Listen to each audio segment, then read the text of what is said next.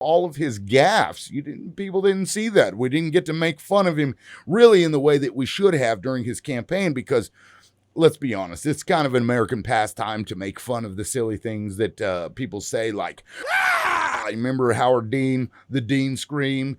And then we're going to Washington, D.C. to take back the White House. Ah!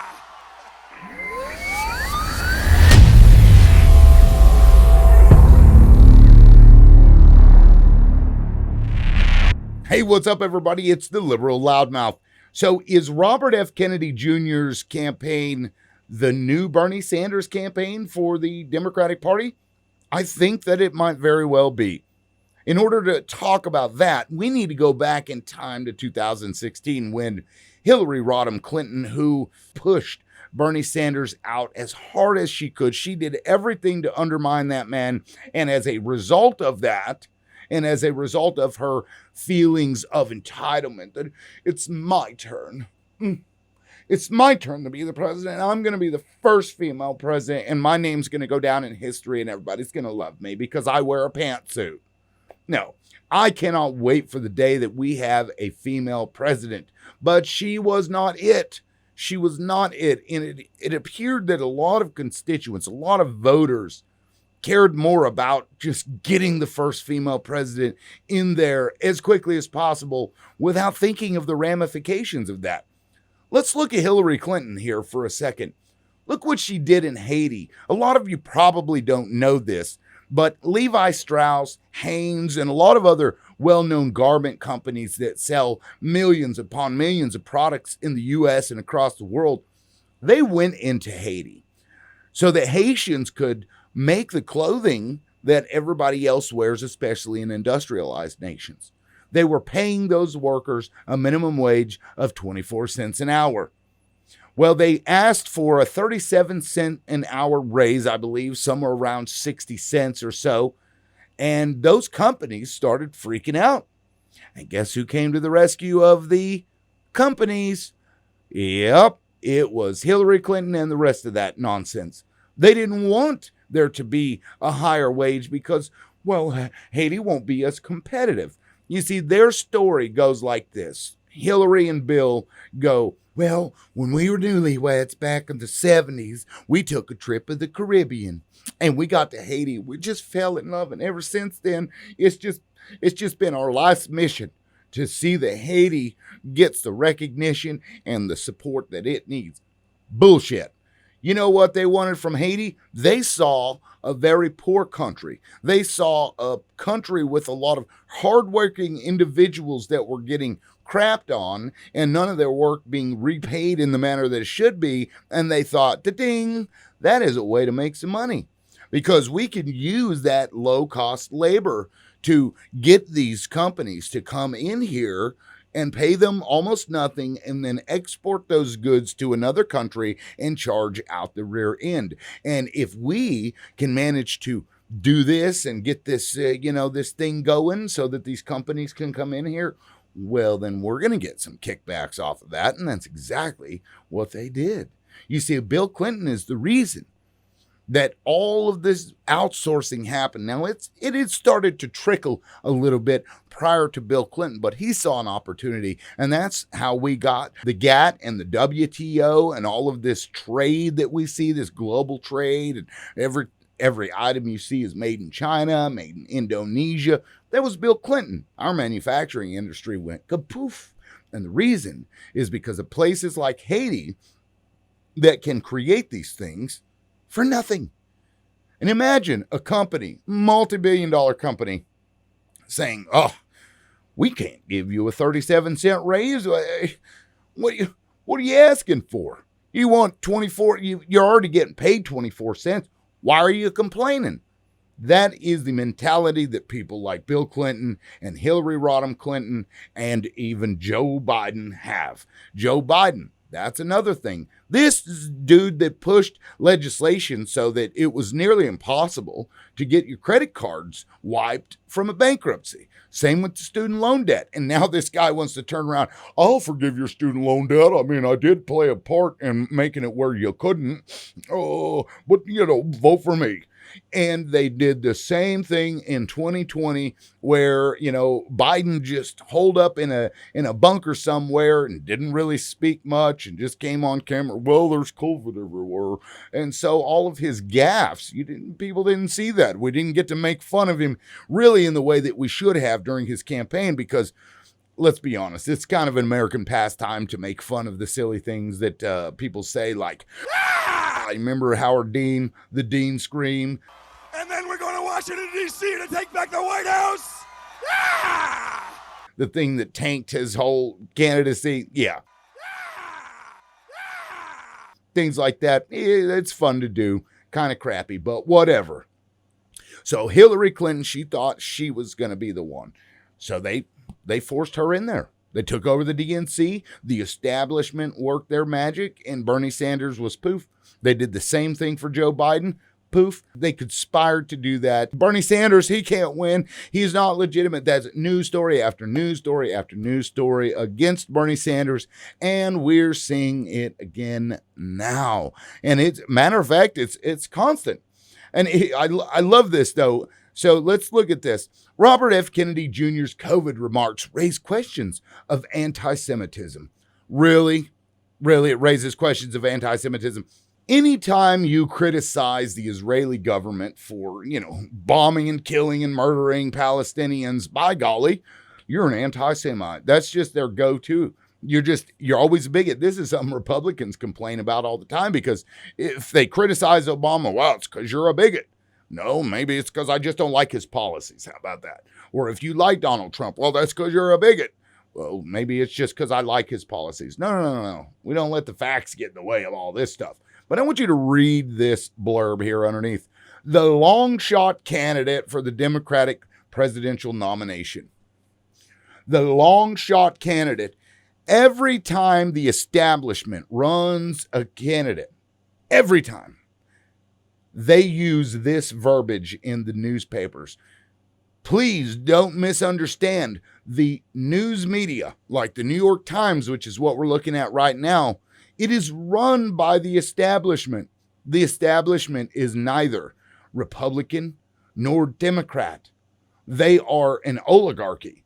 They are run and operated by billionaires, and they hedge their bets with both parties. So you can guarantee whichever establishment candidate that they have, that's the candidate that gets pushed in the media. Robert F. Kennedy Jr. has been a very centrist candidate or person for as long as I've listened to him, which has been about 20 years. I started listening to Robert F. Kennedy Jr. 20 years ago when he was on Air America on XM Radio when it first came out. Yes, I'm getting up there in age, whatever. But he has always been a Democrat. But the Democratic Party has gone even further kind of into crazyville. So a lot of Democrats that have been around, like myself, for a long time, we still share conservative values, right? Like, I don't want schools to be showing graphic sexual images in a public school library to children. I think that's nonsense. I think it's unreasonable to do it. But if somebody were to say that, oh my God, you can't be a liberal. You must be a Nazi fascist. I mean, that's what I get as a liberal from other liberals, supposedly. So you either, join your whole hog, just one party, yay, whatever the party says. No. Robert F. Kennedy didn't do that. And the ones that don't do that don't just, well, I'm just going to have to go and spew their rhetoric because, well, it's my party. The ones that don't do that, we get things like this. Long shot candidate has a history of embracing conspiracy theories. Nonsense. That is absolute nonsense. What they are referring to, and this is something that I had seen outside of Robert Kennedy Jr.'s statements about it. There was a study that showed that certain populations in certain countries were less susceptible to severe infection from COVID-19. One of those were Ashkenazi Jews. And Ashkenazi Jews, if you're aware, are European-born, essentially European-descendant Jews. They aren't Middle Eastern Jews. They're European Jews that maybe, traveled back to Israel during the time of the Zionists when they were pushing to go back to Israel. or rather to create Israel, because it hadn't existed in that area for like 2,000 years. But let me just read some of this. A conspiracy-filled rant by Robert F. Kennedy Jr. that the COVID-19 virus was engineered to spare Ashkenazi Jews and Chinese people has stirred accusations of anti-Semitism and racism in the Democratic candidate's long-shot run for president. Now, that statement right there is going to immediately turn off any pro-party Democrats. And I say pro-party Democrats, these are people who aren't very good thinkers, right? They just kind of go along with whatever the party says to do. And that's what they profess. So if the Democratic Party had, said one thing, even if they disagreed, they would find a way in their mind to reconcile that and just go with it. They get these talking points. That's the point of talking points, is so that simple-minded people can just regurgitate it, and they don't really have to understand what it is that they're talking about. So this whole anti-Semitism, oh, you're an anti-Semite, that's all this is. This is a talking point for simple-minded Democrats to find a way to hate this man. That's it, because nothing of what he said, and let's quote here, COVID-19, there's an argument that it is ethnically targeted. COVID-19 attacks certain races disproportionately, Mr. Kennedy said at a private gathering in New York that was captured on videotape by the New York Post. COVID-19 is targeted to attack Caucasians and Black people. The people who are most immune are Ashkenazi Jews and Chinese. This is something that came out during COVID. This was a study that somebody did that said that these populations were less susceptible to serious infection of COVID-19. How in the hell is that anti-Semitism?